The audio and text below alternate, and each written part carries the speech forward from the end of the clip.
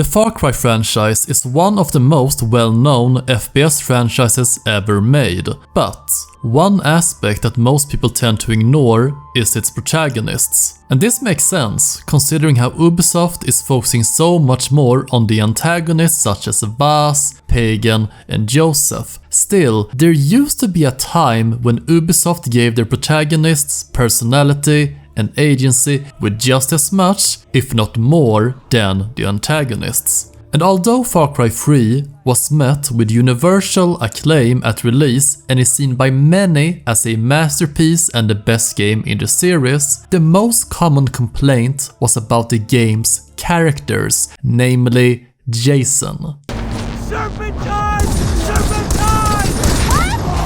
Many people thought he was boring, talked too much, and that his overall journey felt unrealistic. Especially his transformation from a rich, spoiled brat to a cold-blooded mass killer overnight. However, Jason has, in recent years, started to become more appreciated as a protagonist of the game, and I think this is probably due to more video essays on the subject, and perhaps the same audience who played the game when they were younger, played it again after getting older and started to understand Jason's story and transformation more fully this time around. Personally, I believe that Jason Brody might be one of the greatest written video game characters of all time. The slight hints and dialogue explaining his slow transformation, how he slowly loses his identity as to who he is, and how he thinks he's on his own path, but is unknowingly being controlled by others to walk said path. So in this video, I will go over Far Cry 3, which will be full of spoilers, so be warned. I will analyze Jason, his transformation, the different symbolisms throughout the game, and pieces of the story, and overall lay forward my arguments as to why I think he's one of the greatest written video game characters of all time. Now there is some background though, with the lead writer explaining how Jason's story is primarily about identity and how he based a lot of Jason on the current year. You know, back in 2012 and probably writing the game probably 2 years earlier, so 2010s.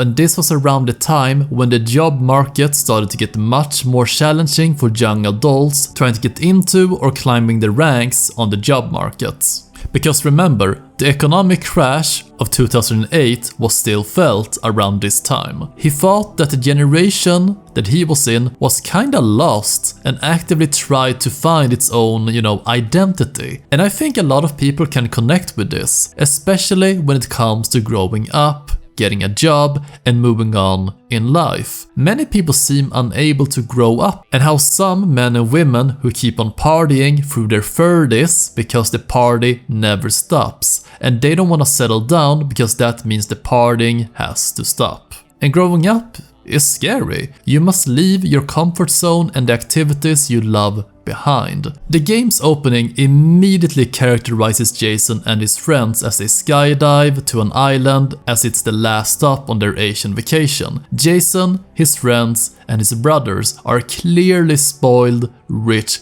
Cali kids who seem to act like they own the world in the opening cinematic and during the flashbacks. It's later revealed that they have all been captured by a pirate named Vaas, probably the most iconic part of the game. When Jason and Grant tries to escape from his compound, Grant is shot and Jason tries to save him to no avail, and unfortunately he passes away, and Jason must escape into the jungle. And this is one of the most exciting aspects of Far Cry 3, as the trope in video games would usually be that you would play a character like Grant who is battle-hardened and has experience from the military, but instead we play as the weak, vulnerable Jason. And while Jason throughout the whole prologue is just freaking out in reaction to what Grant is doing, there is a legitimate reason why Jason is the way he is. Because the story would not work with a character experienced in warfare. Jason is the perfect protagonist because he has no prior experience. And there is a term called tabula rasa, which means the idea of individuals being born empty of any built-in mental content. And that is precisely what Jason is. Jason can become so powerful throughout the game because he knows nothing about killing from the start, and he was willing to let go of his previous life to become something else, something far more dangerous. People like Grant already know how to kill, hence he cannot transform like Jason. Just compare the scenes between Grant's first kill in the game and Jason's. They fuck up! Shit! Holy fuck, he's dead! You're dead! I found him!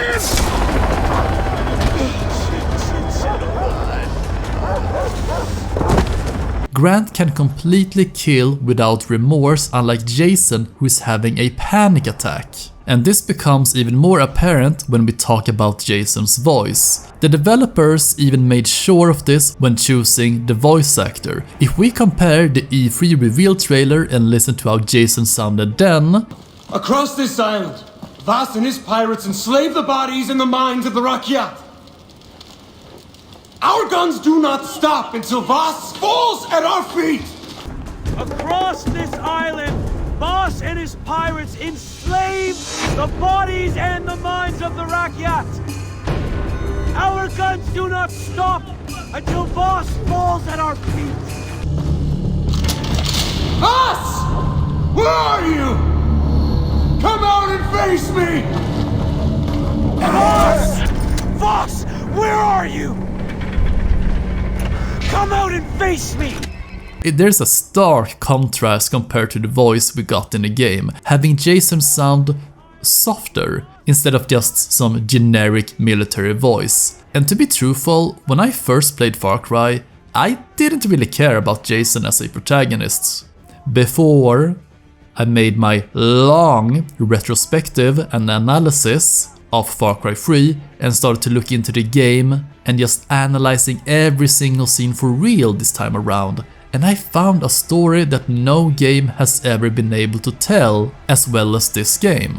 Now, Jason is not by any means, a shy or scared or nerdy person. When you enter the character codex, it tells you a lot about Jason, as he's a daredevil, he's an adrenaline junkie, he is a person who is lost in life and has jumped from job to job, never really settling down, and he refuses to grow up.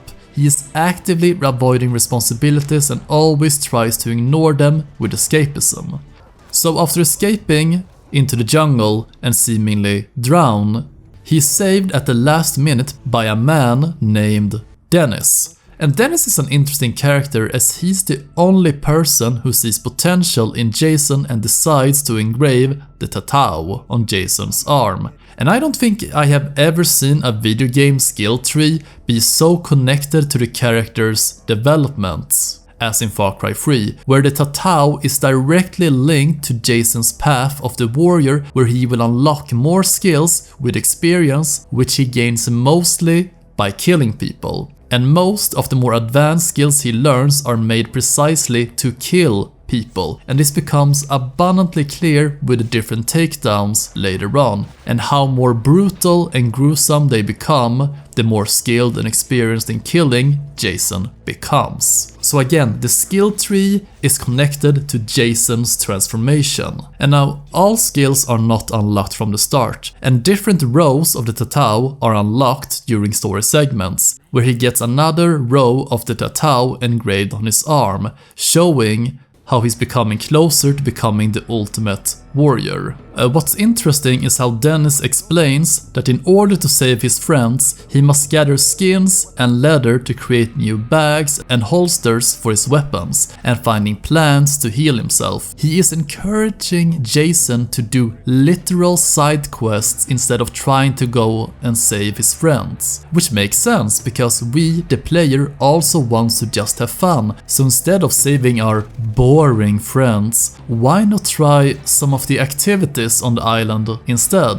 Dennis has said how these activities will make Jason stronger, so in essence, Jason thinks he needs to get stronger before he can save his friends, although this is probably just an excuse to have more fun. Jason asks Dennis if he can help save his friends, and Dennis answers that only Jason himself can save them, but he will show him the path. And everything in the game is just tied to killing, be it humans or animals, which either gives experience points for Jason to expand his tatau, and also becoming more desensitized to killing, because remember now, you need more experience to level up later on in the game, so again it symbolizes how just like doing drugs, doing the same amount as when you started won't give you the same rush or high, you need a larger dose. Which is precisely what happens with Jason when it comes to killing. He needs to do more of it. The key scenes throughout the game to understanding Jason's transformation and his psyche are the cutscenes and whenever he's in the dreamlike world. When he first steps on some psychedelic mushrooms, he's transported into this weird world where foliage is growing, symbolizing the jungle slowly taking over his mind more and more. But it's also here that we understand who Jason was before he came to the island, where Liza explains how she got a new job, and Jason cares more about the vacation than congratulating her. Liza is Jason's girlfriend, and she plays a vital role in the game as the rational adult of the group. She is the moral compass that constantly questions Jason's odd behavior and choices. She truly cares and loves Jason, and she wants what's best for him. But she is also terrified at how Jason's personality and appearance changes between each new meeting between them, where he has gone from this bright, loud man to a quiet, solemn person who wants to do everything on his own, and whenever someone goes against him, he freaks out. Jason is unwilling to grow up and escapes his problems with wild activities, the adrenaline stuff like we saw in the opening scene, and the same thing happens when Riley tells him about his pilot's license. Jason just seems unwilling to commit to anything. We also get a line from Grant where he tells Jason that he's unnatural with a gun, explaining why Jason can use all of these different guns with such precision. And when he meets Daisy and tells her about Grant dying, both of them completely break down because this is the first time we see Jason cry after Grant died. It's the first moment of respite. Jason had to actually calm down and process Grant dying. Jason, what's wrong? Grant,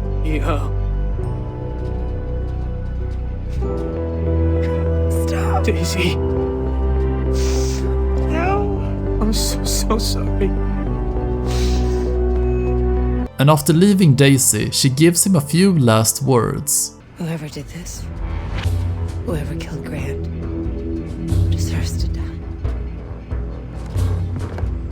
And as mentioned earlier, his main objectives are saving his friends and younger brother, and later on killing Vaas. But Daisy's words gives Jason justification for killing the various pirates throughout the game, as he is forced to kill them to save his friends. And this is in stark contrast to later, because after having saved Liza and telling her Grant is dead, he barely reacts anymore and immediately tries to change the topic.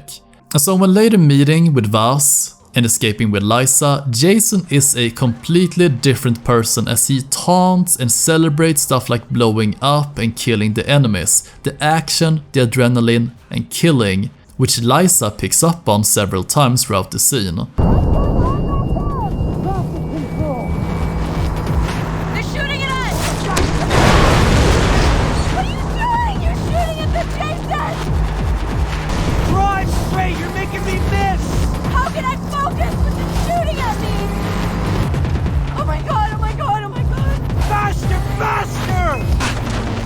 Serpentine!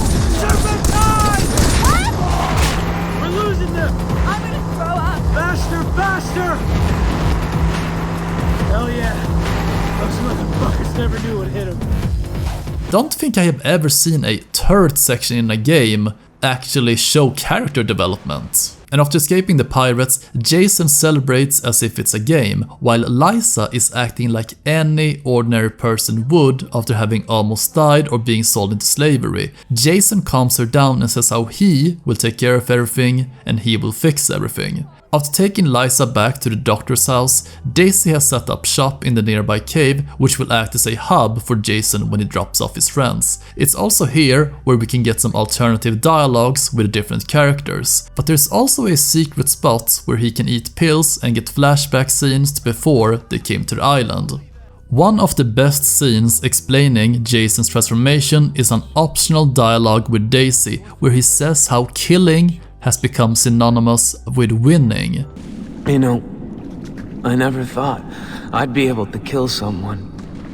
The first time it felt wrong, which is good, right?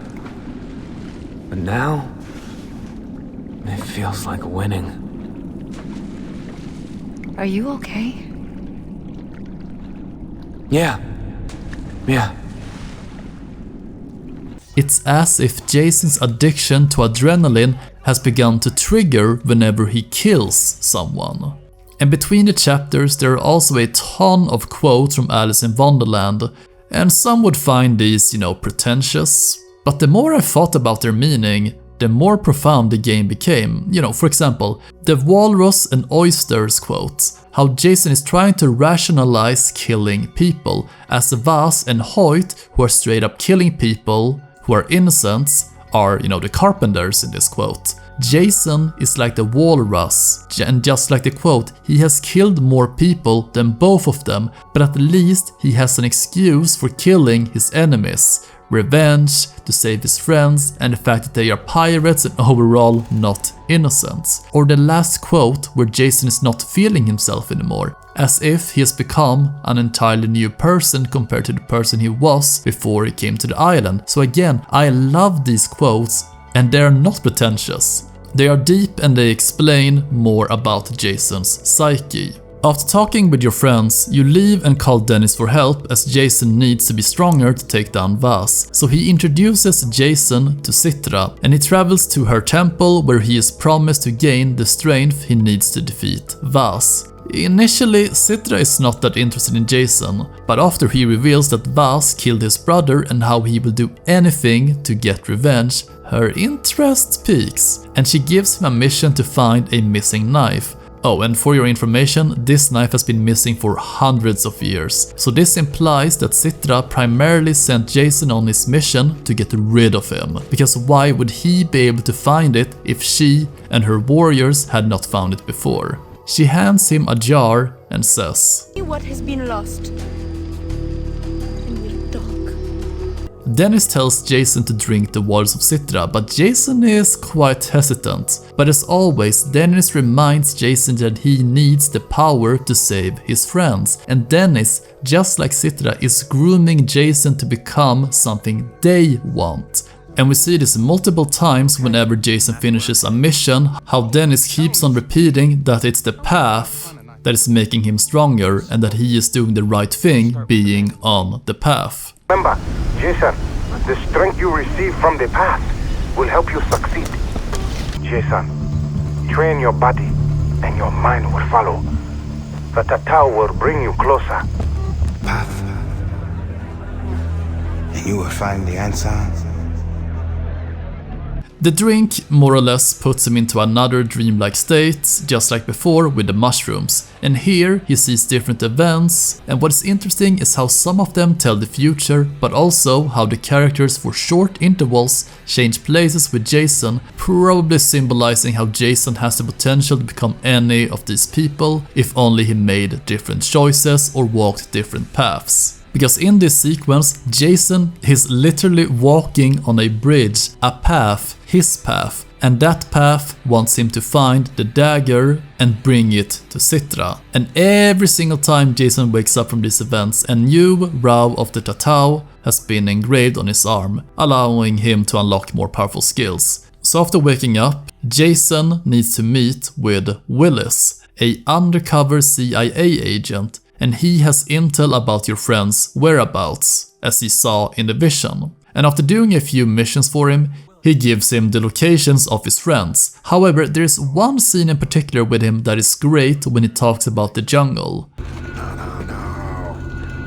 There's a reason I have the American flag in here. In here, there's society, there's order. Out there, the jungle, the synapses in our brains go dark little by little. You forget where you're from, who you are. And this is exactly the process that Jason is currently going through. He's starting to leave behind his old self and more or less becoming a new person. For Jason, the island provides freedom from the shackles of the real world, but he is also forgetting who he was before he came to the island. And after Jason rescues another one of his friends, Oliver, there is another turret section just before, like in the Liza scene, where he again throws out many one-liners and just revels in the destruction. He brings Oliver back to the cave and Liza has made a cross for Grant and wants to talk with Jason. Still, he is reluctant as he wants to save Riley first. I believe it's not just that, because inside the cave, it's boring. There is no adrenaline, no killing, just boring people and boring dialogues for Jason and the player. Both Jason and the player wants to go out into the jungle and shoot something and have fun. We see how Liza is concerned about Jason as he is now a completely different person compared to before. It is true that everything that has happened thus far has heavily affected Jason and how the old Jason is slowly dying. And this new Jason emerges more and more in mostly the wrong ways. However, that is not how Jason sees it. He is finally taking control of his life for the first time. He thinks he's walking his path, but in reality it's the path Dennis and Citra put him on, and he thinks he made a choice. Liza tells Jason that she has a job waiting for him back home, and again Jason wants to avoid hearing it as he is dead focused on his path, and he gets mad about it. And in one of the flashback scenes after taking one of the pills, it reveals again how non-committed Jason is to growing up. As we know, when Liza got the job at the studio, Jason is more concerned about the vacation. Daisy tries to persuade Jason that Liza is a keeper and worth fighting for, but Jason does not even want to talk about it and waves over his friend for shots. Jason can't find it in himself to discuss growing up and taking responsibility. He just wants to escape it all. After rescuing yet another friend, Keith, from a sadist called Buck. You bought him from Hoyt. Ah, him. He said his name was...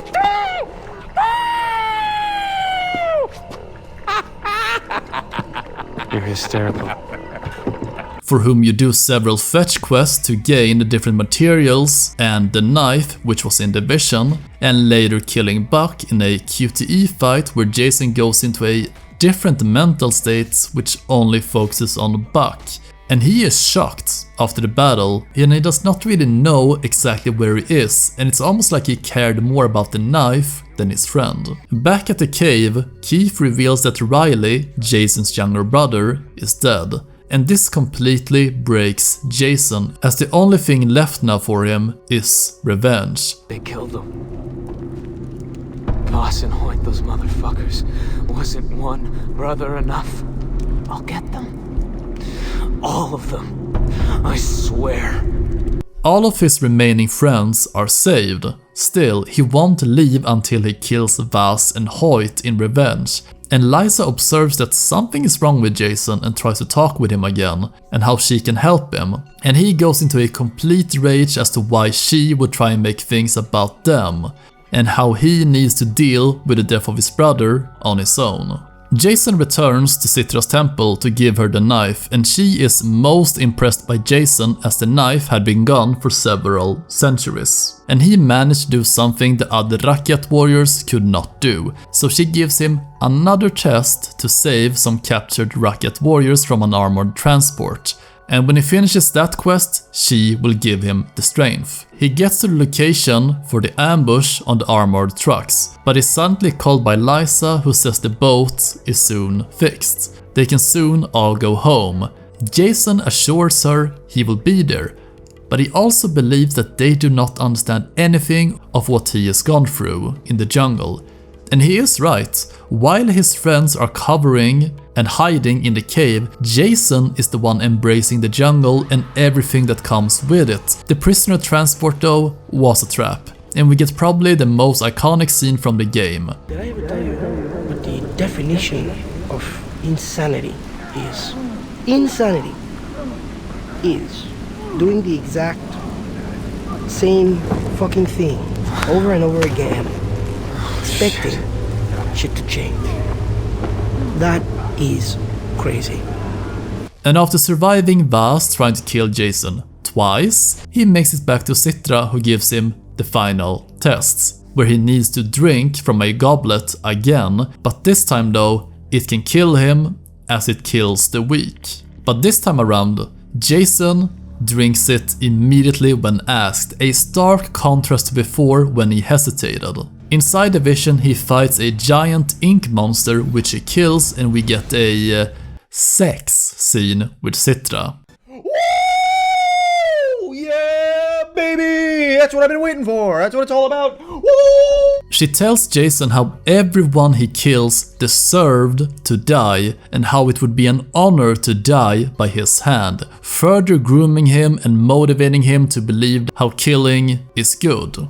And after breaking into Vaas's compound to kill Vaas, Jason is seemingly stabbed and we once again enter this dreamlike world. And there are many parallels between Jason and Vaas, how Jason is slowly becoming more unhinged and insane like Vaas. And it is true that Vaas was the primary reason why Jason has become what he is. By capturing him and his friends and killing Grant, he has created a monster. Vaas wants to die. He does not put up much resistance, and it's not even a QTE event. He even wants you to end his misery, but also how he wants to be reborn. And I believe that Vaas left the Rakyat because he found out what would happen after he became the ultimate warrior for Citra, as he left his birthright. And his birthright was probably the bad ending. And how he was manipulated all the time by Citra and how she made him kill people. He knows that the path Jason is walking is the same one he did. Hence he does not resist, as he feels maybe some kind of guilt and wants to free Jason from his current path. And he even says that he will free Jason. Don't worry, hermano. Don't worry. I don't have a family either. When you meet me, okay? When you see me, you better thank me. Because I want to free your soul.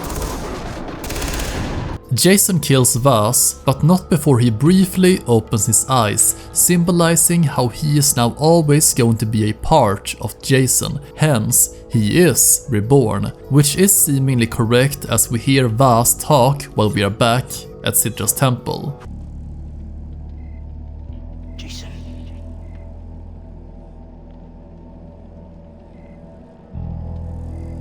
You fought well, warrior. Arise. Enjoy your victory. She's gonna make a warrior out of you.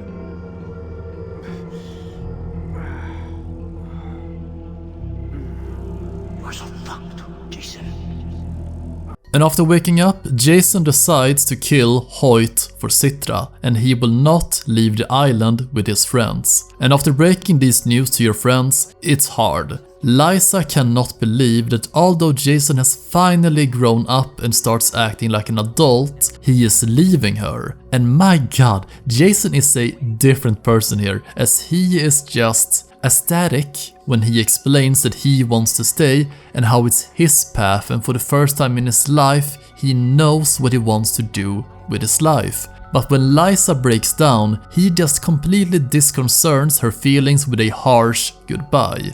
Dennis told Jason to start take what he wants. This has made Jason very selfish in many dialogues with your friends, and especially Liza. Jason is only focusing on himself and does not care about anybody else's feelings except for his own. He travels with Willis to the southern island, infiltrates Hoyt's privateers with Sam, does some work for them and gets into the inner circle, where Hoyt later on wants Jason to get some information from one of the captives down in the basement. But plot twists. Riley, Jason's younger brother, is still alive, and for the first time in a very long time, Jason is showing genuine emotions. He has temporarily broken free from Citra's spell and has started to walk on a side path away from the road set for him. There is a camera watching all of his movements, so he needs to fake the interrogation scene with Riley, where he punches and straight up tortures Riley for his name and other information.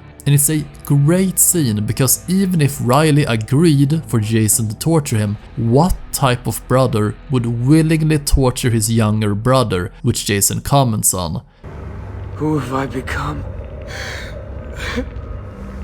Hoyt is pleased with the performance, and before you can free Riley, you need to kill Hoyt. Hence, Jason sabotages a few more operations and is invited to a poker game where he and Sam will kill him. Hoyt appears to have found out about this scheme and kills Sam before the signal. Jason, again, enters this dreamlike state where he fights Hoyt in another QTE event, and this fight is not essential, but it's the aftermath which is interesting, as when Jason kills Hoyt and comes out of the dream state, there is a ton of bodies lying around there, and even Jason himself is shocked as to what has happened and how he killed all of these people. It's as if he loses consciousness whenever he enters these dream states or whatever, and what happens around him he can't remember. And that's scary. It's almost as if his body is on autopilot, killing anything around him. And if this is the warrior that Citra wanted him to become. He escapes with Riley on a chopper while again throwing out one-liners.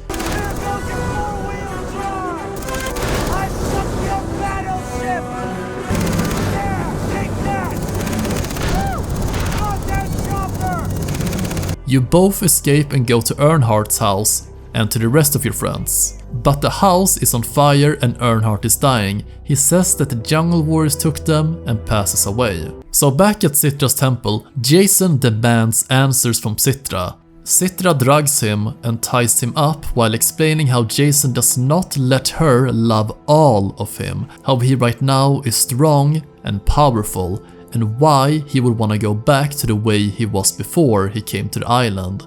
Because the path purified Jason, but the cleansing is not yet fully complete. He has not walked the whole path yet. What is left are his friends who are holding him back from his true potential.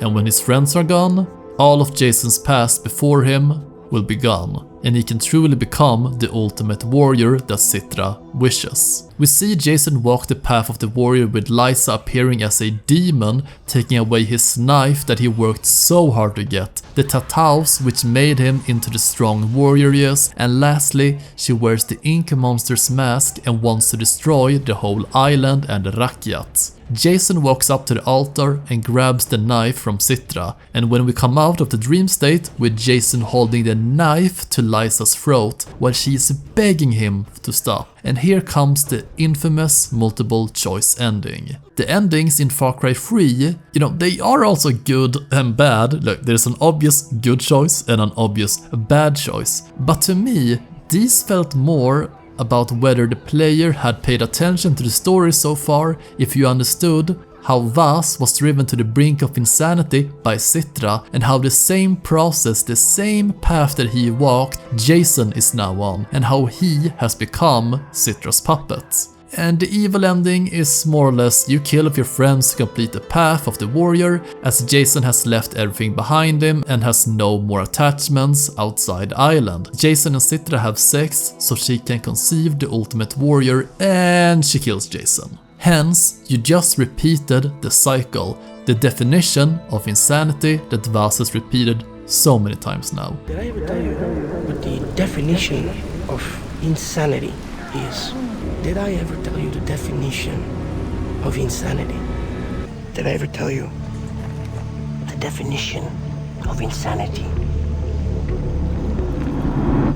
And the path you were on, that you thought you were your own, was Citra's and the Rakyat's all along. And remember, Citra is more or less obsessed with tradition and history. All that talk about her loving Jason was true, but not how Jason thought. She only loved the warrior part of Jason. She did not love the ordinary Jason like Liza did.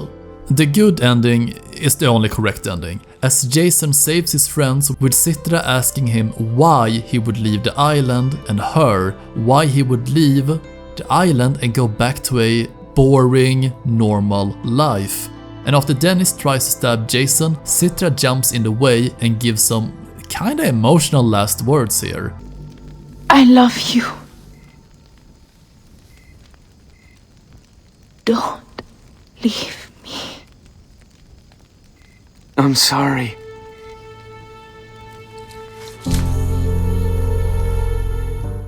But again, if you have watched the bad ending, you know these words don't matter because she does not love Jason in the sense you think.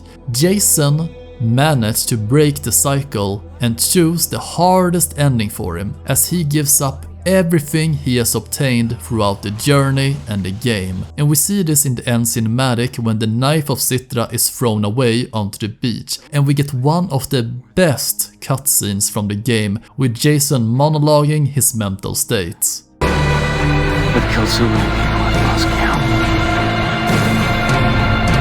I can't come back from this. I'm a monster. I can feel the anger inside me. But I am still somewhere inside me more than that. Better than that. And I think it was this scene and the scene about killing that feels like winning with Daisy that I fell in love with Jason's journey. I do not think another game has ever told a story similar to Jason's, and it's unfortunate that Ubisoft is no longer focusing on its protagonist in the Far Cry franchise, and instead we play as dull husks. So, to summarize, Jason's journey and transformation from the innocent, annoying rich white kid who was forced to leave his past behind and throw himself into the jungle to become strong enough to survive it, actively embracing everything that came with it. But along the way, he became more assertive, stronger, and deadlier, but he lost at every stage on his path his humanity. How so many elements of the gameplay ties in to make his story more interesting, how the tatau shows him getting stronger and deadlier, how every single side quest is there to be played, and how the jungle lures him into forgetting himself and his friends. I think it's also a great story about identity, but also just how Dennis and Citra tells you and Jason to free yourself and walk your own path. They are instead knowingly putting you on their path, and a good comparison would be, modern day with the self-proclaimed self-gurus, celebrities, or just self-help guides who tells you to change who you are, but in most cases this change means becoming more like them, or that you are following their paths to the so-called freedom, nullifying whatever they said about freeing yourself. And I believe that people should try and find their own path in life as to who they really are, and to never allow other people to tell you who you should be, unless you truly want to lose your identity. I truly hope that more people will start viewing Jason as one of the greatest protagonists of all time. Now, that's everything for now. If you liked the video, please subscribe for more content, and please comment down below what you think about Jason as a character, if he's great, overrated, or maybe just boring. That's all for now. Have a good one, guys.